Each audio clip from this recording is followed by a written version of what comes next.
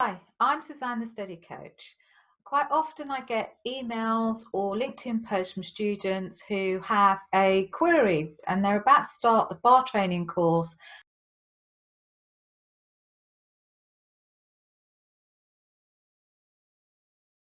Do you have any study tips for the first term?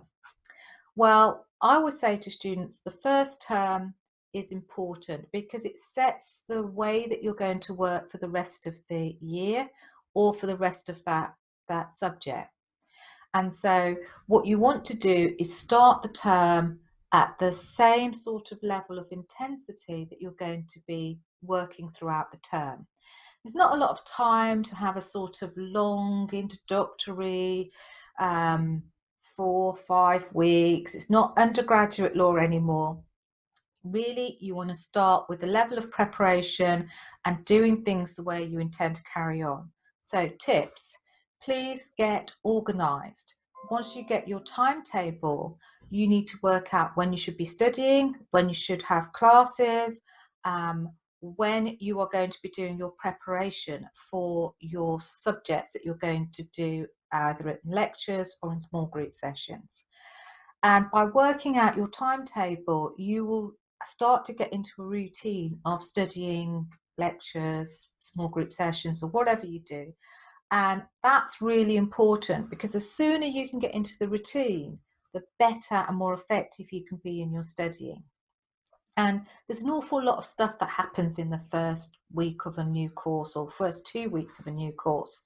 But try to make sure that you do all the preparation that you're given for all of your classes and all of your lectures, because it's the preparation that you do that's important. Remember, I said it was that the bar training course is going to actually develop skills. So, drafting skills, writing skills, advocacy skills. All of these skills get better the more you practice. So, in your preparation, you need to build in practice time. So if you're going to do an exercise for drafting, for example, you want to make sure that you've got time, having read the papers, having done some research on the law, that you actually do the drafting and not just a couple of paragraphs, the whole draft that you're required to do. If you're going to do a legal opinion, then it's the same process. You read your papers, you do your research, and then you draft your legal opinion in its entirety, because it's only by doing the whole drafting that you're going to find out where the weaknesses are in your skill. If it's an advocacy performance, then of course you want to read the papers, do your preparation for the application to the court, and you're going to go off to the recording rooms and practice. Now, preparation is king because sometimes at the end of the course, there's not a lot of time for revision before the actual formal assessment. And therefore, you have to be learning as you go along the course. It's not a course where you can just cram it at the end because you're going to have assessments throughout the year. And if you're going to have assessments throughout the year and not a lot of time for revision, it means that all the preparation that you're doing during the course is working to build your knowledge. And it's that gradual building of knowledge that will take you through to the assessments. You're not going to cram knowledge in the last moment. So start as you mean to go on, being organized, having your work put in proper files, whether you store them off online or in the cloud. Make sure that everything you have is backed up to a hard drive or some other device. I've had students who have worked very hard and then they've had things like their laptop has been stolen, all of their coursework's disappeared. So you've got to organise your work, make sure that everything is labelled, it's stored, it's backed up. Make sure that it's easy to find. You haven't got time to spend ages looking for the draft you did in week one that you threw in a corner at the end of the week and you can't find now. So like keep all your drafting presents together, keep all your small group work together, your large group work together.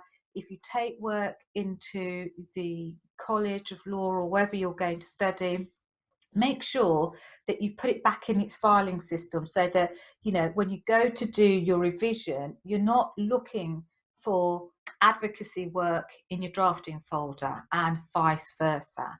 You really need to keep all of your topics together, and you need to make sure they're organized, they can be found. And I would suggest that you do your preparation this way. So you prepare for your class, whether it's a lecture or a small group session. You do the work in class, and in doing that work, you will get further understanding and insight as to where you went wrong, how you could have done something better.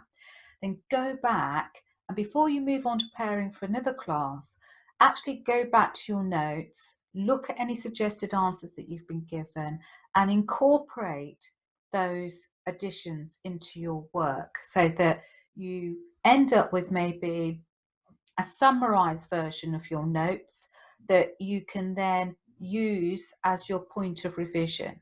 So where you've prepared, you've learnt more in class, then add the notes that you've learnt in class to your original notes in a format that you like for revision. And then it's much easier just to go back to that revision note that you've produced earlier on in the course than to start making revision notes from the very start. It makes the whole process of revising a lot quicker. And remember, time is of the essence when it comes to revising on this course.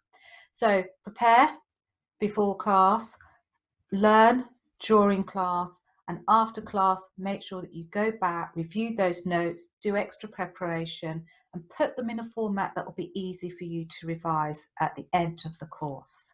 If you have any questions, then please email me at the email address below, or send me a LinkedIn post and I'll try to answer them.